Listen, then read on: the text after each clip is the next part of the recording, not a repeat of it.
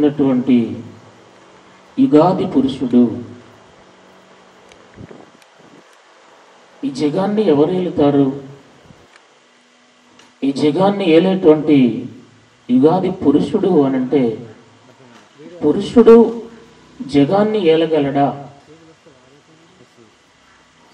మళ్ళీ యుగాది అంటే యుగానికి ఆది, యుగ ప్రారంభానికి ఆది పురుషుడని కూడా అర్థమిచ్చే అంశముగా మనం చూస్తున్నాం. ప్రియులారా, మనందరికీ తెలిసినటువంటి విషయాలు ఇవి.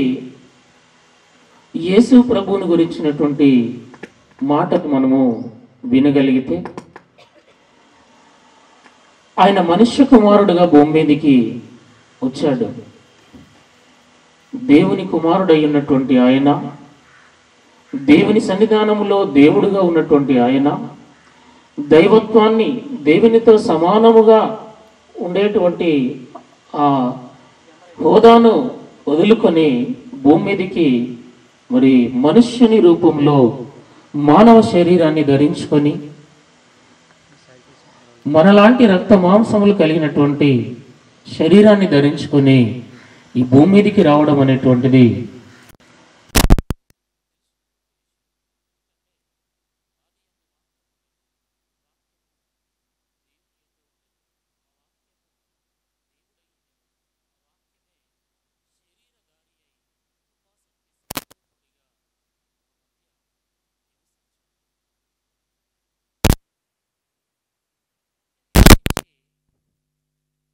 సామాన్యమైనటువంటి వడ్లవాని కుటుంబంలో పుట్టి, చిన్న బెత్లెహేం అనే గ్రామంలో పుట్టి, ఆయన ఈరోజు మాట్లాడిన మాటలు, ఆయన ప్రసంగాలు, ఆయన యొక్క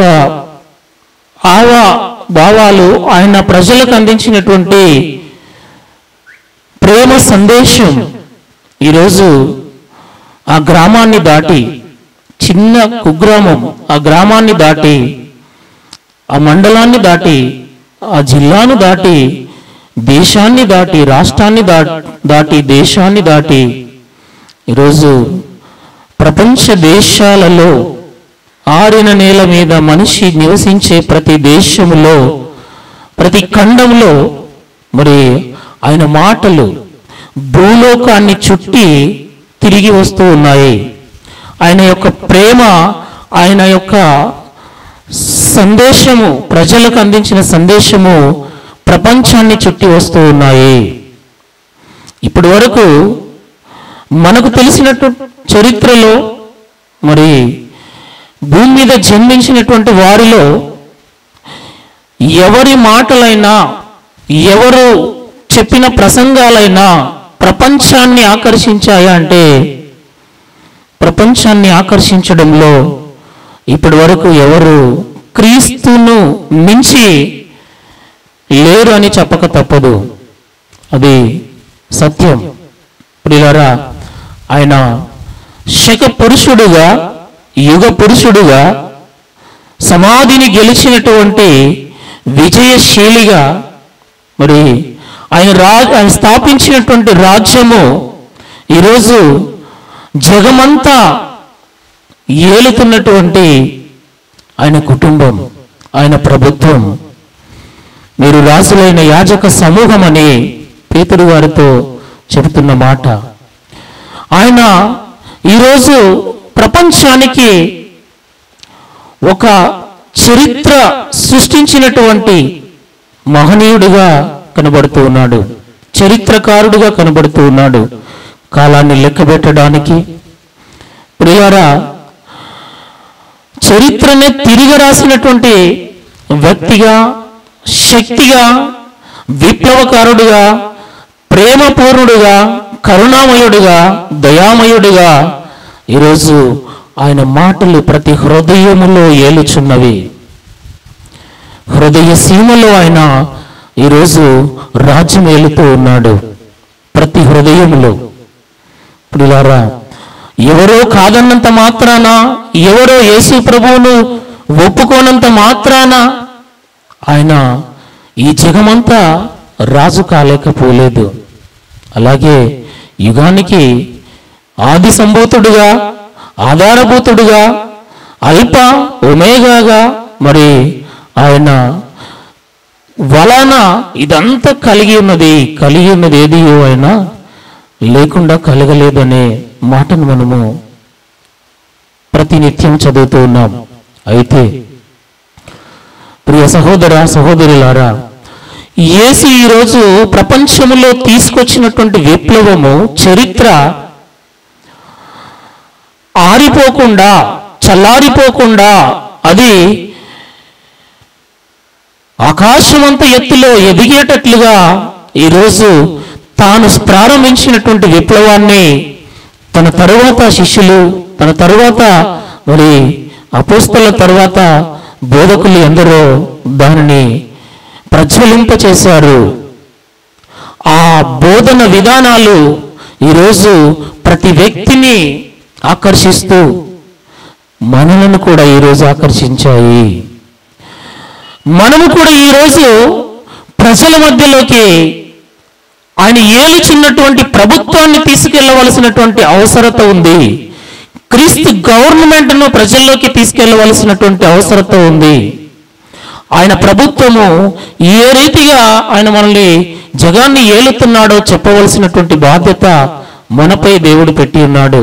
కనుక ప్రియులారా, ఈరోజు మనము సామాన్యులము కాదు, మనమేదో పేదవారము కాదు, మనమేదో పిరికివారము కాదు, మనమేదో క్రైస్తవులమని ఏదో ప్రేమతో అణిగిమణిగి ఉండవలసినటువంటి అవసరత లేదు.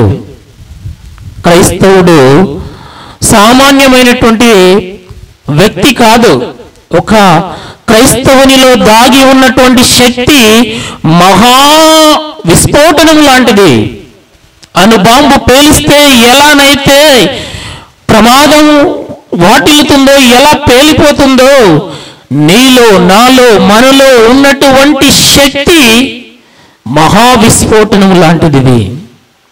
ఇది మామూలు విషయం కాదు. పిల్లారా, ఈరోజు క్రైస్తవుడు భూలోకమును తలక్రిందులు చేయవలసినటువంటి జ్ఞానవంతుడు. భూలోకంలో ఉన్నటువంటి ప్రజలందరూ అతనిని చూసి, క్రైస్తవుడిని చూసి, ఒక బోధకుడిని చూసి, ఒక సేవకుడిని చూసి, ఒక విశ్వాసిని చూసి, ఒక సంఘ పెద్దను చూసి, ఒక సహోదరుని చూసి ప్రజలందరూ ఆశ్చర్యపోవలసినటువంటి అవసరత ఉన్నది. ప్రజల్లో ఈరోజు మనము ఒక ఉన్నతమైనటువంటి విప్లవాన్ని ప్రజల్లోకి తీసుకెళ్లవలసినటువంటి వారధులముగా, సారథులముగా ఉన్నాం. అయితే అది ఎంతవరకు పనిచేస్తున్నది? ఈ వారధి, ఈ సారథి అనేటువంటి వాహనము ఎంతవరకు పరిగెత్తుతున్నది అనంటే కుంటిపడిపోయేటువంటి, పరిగెత్తలేనటువంటి స్థితిలో ఉన్నది. ప్రియ సంగమా, ప్రియ సహోదరులారా, ఈ దినం మనము కొన్ని విషయాలు ఆలోచించి తర్వాత సేవకులకు మనము ఈ యొక్క సందేశాన్ని అందిద్దాం. అయితే మనలో ఎంత శక్తి దాగి ఉన్నదో మనం ఈరోజు ప్రజలకి ఎలా కనబడాలో కొన్ని విషయాలు మనం ఆలోచన చేద్దాం. మన పితరులు చరిత్ర సృష్టించారు, ఎంతో దేవుని సేవ చేసి దైవ గ్రంథములో వారి గురించి రాయబడినటువంటి చరిత్ర ఇక్కడ భూమి మీద కాదు, పరలోకములో దేవుని సముఖమందు రాయబడిన గ్రంథంలో చరిత్ర రాసి పెట్టినటువంటి ప్రముఖులు ఉన్నారు. అందులో దావీదు మహారాజు ఒక ఆయన ఒక మాట తెలియజేస్తున్నాడు. కీర్తన గ్రంథంలో కీర్తనలు 71వ కీర్తన 7వ వచనాన్ని ఈ సందర్భంగా మనము ధ్యానించుకుందాం. 71వ కీర్తన 7వ వచనం, నేను అనేకులకు ఒక వింతగా ఉన్నాను, ఆయనను నాకు బలమైన ఆశ్రయము నీవే. నేను అనేకులకు ఒక వింతగా ఉన్నాను. దావీదు మహారాజు ఒక వింత అండి. వింత అంటే ఆశ్చర్యం. అతన్ని చూడగానే ఆశ్చర్యం అన్నమాట. దావీదు మహారాజు ఏంటి, ఆయన చూడగానే ప్రజలు అనేకులలో ఒక వింతగా ఉండటం ఏంటంటే ఒక స్పెషలైజేషన్ అతనిలో, ఒక ప్రత్యేకమైన స్థానము దావీదు గారికి దేవుడిచ్చాడు. తాను ఆ స్థానాన్ని పొందగలిగాడు. ప్రజలందరూ ఉన్నారు, దేశంలో ప్రజలందరూ ఉన్నారు, ఎందరో ఉన్నారు, కుటుంబంలో అన్నదమ్ములు ఉన్నారు, బలవంతులు ఉన్నారు, వారందరికీ లేనటువంటి ప్రత్యేకత దావీదుకు వచ్చింది. ప్రియులారా, ఆయన చిన్న పిల్లవాడుగా ఉండి ఒక సంచలనం సృష్టించాడు. మనం ఈరోజు ఏ సంచలనము సృష్టించట్లేదు, ఏ చరిత్రలోకి వెళ్ళట్లేదు, ప్రజల్లోకి వెళ్ళడానికి భయపడే పరిస్థితిలో ఉన్నటువంటి వారముగా ఉంటున్నాం. దావీదు మహారాజు చిన్న పిల్లవాడిగా ఉండి ఇశ్రాయేలు ప్రజలను గొలియాతు హతమారుస్తూ ఉంటే అక్కడికి వెళ్ళినటువంటి ఆయన, ఎవడురా వాడు ఇశ్రాయేలు ప్రజలను చిన్న చూపు చూసేది, ఎవడు వాడికి ఎన్ని గుండెలు. ఈరోజు క్రైస్తవుణ్ణి ముట్టుకొనడానికి, క్రైస్తవుణ్ణి హతము చేయడానికి కూడా ఏ శక్తికి కూడా గుండెలు ఉండవు. దావీదు మహారాజు ధైర్యంగా నిలబడ్డాడు. ఎవడో రండిరా అన్నాడు. మనందరికీ తెలిసింది కనుక నేనేమో వాక్యం తీయట్లేదు. 5 రాళ్ళు ఏరుకొని వచ్చాడు కదా, వరుసలు తీసుకొని వచ్చాడు. ఒకటి తీశాడు, అందులో పెట్టాడు, ఇసిరి కొట్టాడు. వాడేమో అజానుభావుడుగా ఉన్నాడు, తానేమో పిల్లవాడుగా ఉన్నాడు. తను సంబోధిస్తూ, కుక్క వంటి వాడు, చిన్న పిల్లోడు నన్ను చంపడానికి వస్తాడా అని మాట్లాడేటువంటి పరిస్థితి. ప్రియులారా, ఒక రాయి విసిరిన తర్వాత డేర్ చేసి వెళ్ళాడు యుద్ధ రణరంగంలోకి. విసిరిన తర్వాత ఒక రాయి తగలకపోతే ఎదుట ఉన్నవాడు సామాన్యుడు కాదు.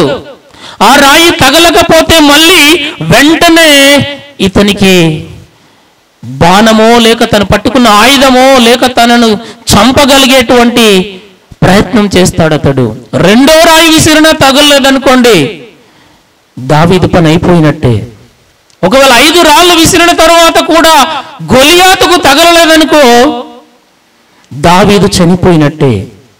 అంటే యుద్ధ రణరంగంలోకి వెళ్ళినటువంటి దావీదు చావో రేవో అనే సిద్ధపడి వెళ్ళాడు. ఒకవేళ నేనైతే తీసుకొని వెళుతున్నాను, ఈ 5 రాళ్ళు అతనికి తగలకపోతే అతడు మాత్రం నన్ను చంపక మానడు. అది తెలిసి కూడా ఆయన రంగంలోకి దిగాడు. ఈరోజు క్రైస్తవులమైనటువంటి మనము, క్రీస్తును కలిగిన మనము ప్రజల్లోకి వెళ్ళవలసినటువంటి విధానము, ధైర్య సాహసము చేయలేకపోతున్నాం. ప్రియ సహోదర సహోదరి, ఒక వింతగా ఉన్నాడు దావీదు. ఇంతమంది ఉన్నాం ఇక్కడ మనం. ఇంతమందిలో 100 మందిలో 1000 మందిలో 1,00,000 మందిలో నీదొక ప్రత్యేక స్థానం ఉండాలి, నాదొక ప్రత్యేక స్థానం ఉండాలి, ఒక స్పెషల్. మనందరిలో ఈరోజు రమేష్ అన్నది ఒక ప్రత్యేక స్థానం, ఒక ప్రత్యేక స్థానంలో కూర్చున్నాడు. కఠోరమైనటువంటి తపస్సు, దీక్ష ఉన్నది కనుకనే ఒక స్పెషలైజేషన్ గా తాను ఇప్పుడు ఉన్నాడు. యేసు ప్రభు కఠోరమైనటువంటి శ్రమలను అనుభవించి ప్రపంచానికి ఆయన తన మాటలను అందించడానికి సిద్ధపడ్డాడు. ప్రియ సహోదర సహోదరులారా, మనము మన జీవితాన్ని ఒకసారి చూసుకుందాం. నార్మల్ స్థితిలో ఉంటున్నామా, జీవించుచున్నామన్న పేరు ఉన్నది కానీ మృతుడమైనటువంటి స్థితిలో ఉంటున్నామా, లేదా ఒక ప్రత్యేకమైనటువంటి దేవుని చూపు ఆకర్షించేంతగా మనం ఉంటున్నామా? ఇతడు నా ఇష్టానుసారుడైన మనుష్యుడు, నా ఉద్దేశములన్నీ నెరవేర్చువాడని దావీదు గురించి చెప్పినటువంటి ఆ మాట మనం చూస్తే, ఆ మాట మన జీవితం పట్ల దేవుడు ఈరోజు ఆకాశం నుండి చూస్తున్నాడు. ఆ మాట అనగలడా? అనడానికి అతను ఇష్టపడతాడా? ఒక్కసారి మన జీవితాన్ని ఆలోచించాలి. ప్రియులారా, సేవకుడు అయితే సేవకుని ప్రత్యేకత, సింగర్ అయితే సింగర్గా అనేది ఒక ప్రత్యేకమైన స్థానం సంపాద. అనేకులకు ఒక వింతగా అంటే మనల్ని చూడగానే ఆశ్చర్యపోవాలి, మనల్ని చూడగానే వారు ఆనందించాలి, మనల్ని చూడగానే వారికి ఒక కన్నుల పండుగగా ఉండాలి. యేసు ప్రభు మనుషుల దయందును దేవుని దయందును వర్ధిల్లుచు ఉండను. మనుషుల దయ కూడా యేసు యందు ఉంది. అంటే మనల్ని చూడగానే దయ పుట్టాలి మనుషులకి, మనల్ని చూడగానే దేవుని దయ ఉండాలి మన వైపు. మనము దీనముగా ఉండి ప్రభు ఎదుట నడిచినప్పుడు దేవుని దయ మన పట్ల ఉంటుంది. మనుషుల పట్ల ప్రేమ, మనుషుల పట్ల మంచి ప్రవర్తన, మనుషుల పట్ల ప్రేమించే గుణమున్నప్పుడు మనల్ని కూడా మనుషులు మన పట్ల కూడా దయ చూపించేవారుగా ఉంటారు. మనుషుల దయందును దేవుని దయందును వర్ధిల్లుతూ ఉన్నాడు కనుకనే ఆయన ప్రపంచాన్ని ఏలడానికి కారకుడయ్యాడు. ఈరోజు మనల్ని చూసి వీడారా క్రైస్తవుడు, ఈమె క్రైస్తవురాలు, మనల్ని చూడగానే ఇంత పొగరా, ఇంత టెంపరా అనకుండా సమాజంలో అయ్యో బ్రదరా, ఆ బ్రదర్కి ఏమన్నా అయితే మనం ఏమన్నా చేయాలి అనే ఒక ప్రేమపూర్వకమైనటువంటి దయ మనుషులలో సంపాదించుకోవాలి.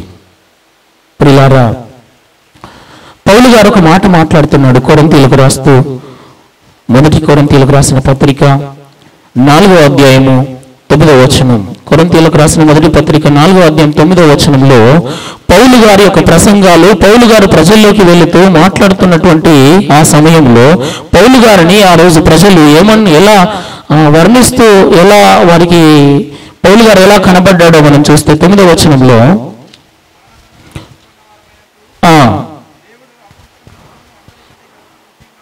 అపోస్తలమైన మమ్మను అందరికంటే కడపట ఉంచి ఉన్నాడని నాకు తోచుచున్నది. మేము లోకమునకు దేవదూతలకును మనుషులకును వేడుకగా ఉన్నాము. మేము వేడుక అంటే ఏంటంటే పండుగ. పౌలు గారు కనబడితే పండుగ అండి. పాస్టర్ గారు కనబడితే మనకు పండుగ. ఒక సంఘ పెద్ద కనబడితే పండుగ, ఒక సిస్టర్ కనబడితే పండుగ. ఎందుకు అంటే పౌలు గారు ఆ కొరింథీయులను ప్రేమించినటువంటి విధానము, కొరింథీయులకు అందించేటువంటి ఆత్మీయత, కొరింథీయులను ఆత్మీయతను నడిపించవలసినటువంటి విధానము చూసి పౌలు గారు వచ్చారనంటే వారికి ఒక కన్నుల పండుగ. యేసు ప్రభువును చూసినటువంటి కన్నులు ధన్యమైనవి, యేసు ప్రభు మాటలు విన్నటువంటి చెవులు ధన్యమైనవి. పౌలు గారు వస్తే, పౌలు గారిని చూస్తే, పౌలు గారు మాటలు వింటే వారు వేడుక చేసుకుంటున్నారు. అంటే ఎందుకు వేడుక చేసుకుంటున్నారంటే పౌలు ఒక స్పెషల్గా ఉన్నాడు. పౌలు తన బోధ విధానాన్ని ఏమాత్రం అధైర్యపడకుండా ధైర్యముగా బోధించి ఎదిరించేవారు ఉన్నప్పుడు నిలిచి సవాలు విసిరేటువంటి ధైర్యశీలిగా, ప్రేమించే వ్యక్తిగా, అన్ని స్థితులలో ఉండగలిగే వ్యక్తిగా, ఉన్న స్థితిలోనూ, సంపూర్ణ స్థితిలో, సంపన్న స్థితిలోనూ, లేని స్థితిలోనూ, కరువులోనూ, ఆకలి దప్పుల్లోనూ ఉండవలసినటువంటి ఏ స్థితి వస్తే ఆ స్థితిలో ఉండవలసినటువంటి వ్యక్తి. యూదులకు యూదుని వలె, గ్రీకు దేశస్థునికి గ్రీకు దేశస్థుని వలె ఏ విధము చేతనైనా ఒకరిని సంపాదించుకోవాలని, నా మినిస్ట్రీ నాది, నా సంఘము నాది, నో, అలా అనకూడదు. యేసు ప్రభు నామమును ఉచ్చరించే ప్రతి వ్యక్తి మన సహోదరుడే. అతనిని ఇంకా ప్రోత్సహించి, అతనికి ఏదైనా తెలియకుంటే ప్రేమించి చెప్పగలిగేటువంటి మనస్సు పౌలు గారిది. అలాంటి మనస్సే మనకు ఉండాలి. ప్రియ సహోదరులారా, మనము ఈ లోకంలో దేవుడు మనకు అవకాశం ఇచ్చాడు. దావీదు వలె ఒక ప్రత్యేకమైన స్థానాన్ని మనము సంపాదించుకుందాం.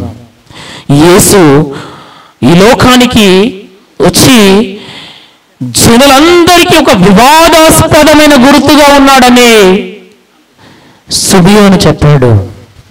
వివాదాస్పదమైన గుర్తు అంటే ఆయన వచ్చాడు అనుకోండి, అక్కడ ఉన్నటువంటి ప్రజలలో ఒక గుబులు పుడుతుంది, లేదా ఒక ఆలోచనాత్మకమైనటువంటి మనసు వారికి వస్తుంది.